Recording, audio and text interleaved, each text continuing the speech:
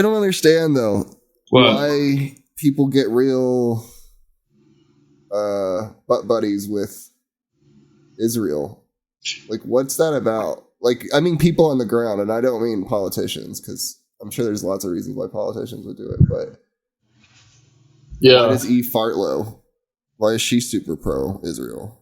Well, she's Jewish, but not all Jews are super pro Israel. But some of them are. Some of them are. And for sure, yeah, I mean that's for sure a thing.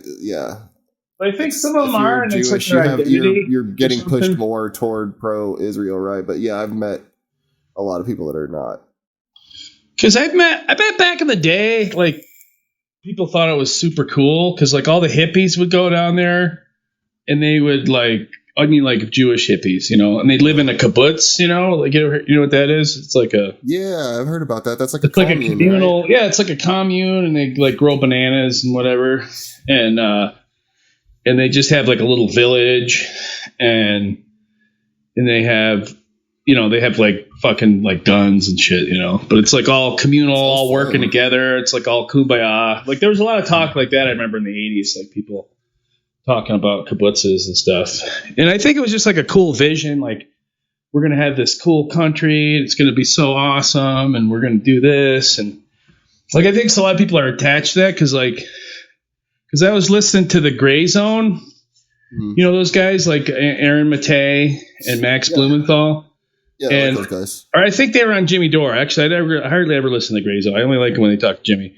But but he was saying like there's lots of propaganda for like little Israeli kids and like by extension like some kids in the US, Yeah, that's what. And they show like this great vision and they really like play it up, and then they say, I guess like before he was saying like before like young adults go in the army in Israel, like it's mandatory, I think. Yeah, it is. A lot of them are like, I don't want to fucking shoot Palestinians, And they're like, So they take them on like a field trip or something like that, and they go to like a gas oven, and they say like all the Muslims want to put you guys in the gas oven, so that's why you got to like be in the army. Or I don't know. They have like super like intense like brainwashing. That's what Max Blumenthal was saying. Interesting. And it's not like there's a lot of love lost with Muslims in the world either, Yeah, that's true. I get it.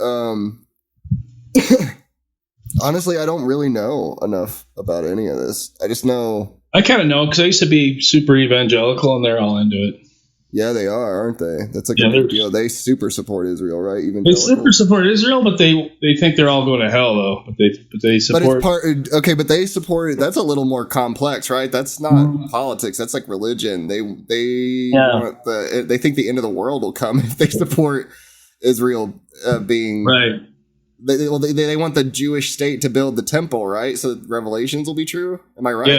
Yeah. Like Jesus is one. They think Jesus like. Before Jesus comes back, like Israel has to be all set up again or something. Mm-hmm. That's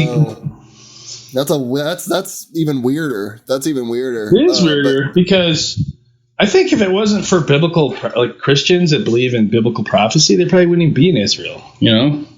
That's what I've wondered, and I've said that before. I've asked this to people who know more about it than I do, and I've heard that more often than not, like, because my big question is, so what does the Jewish state have, like, how do they have claim to Israel in any like historical way? You know what I mean? Well, I guess they go. A lot of them have documents from the Ottoman Empire. Okay, that show sorry, they have a right to like time ago, homies. Yeah, I know. They do that. I think it's in the West Bank. They do that. Like they carry these documents around and they say this gives me the right to like live here. So fuck off. That's fucking ridiculous, man. That's fucking ridiculous. So that doesn't make sense. But I've multiple times I've been like, well, is this like a religious thing? Like is this like they think it's their religious right? And almost all the time, people who know more than me say like, oh no, that rarely comes up. So I'm like, I don't understand what claim they have. Well, no, I guess the super hardcore settlers, most of them are Orthodox. Okay. Because they're the ones that are willing to do shit like that, you know? Mm-hmm. Like, go in there and take somebody's house and tell them, fuck you, this is our house now, you know? Like, normal people, you know, it's kind of hard for a normal person to do that to somebody else, you know? For sure, yeah. But if you're all... Because that's the way, like, I think, who was the philosopher? I forgot what philosopher it was.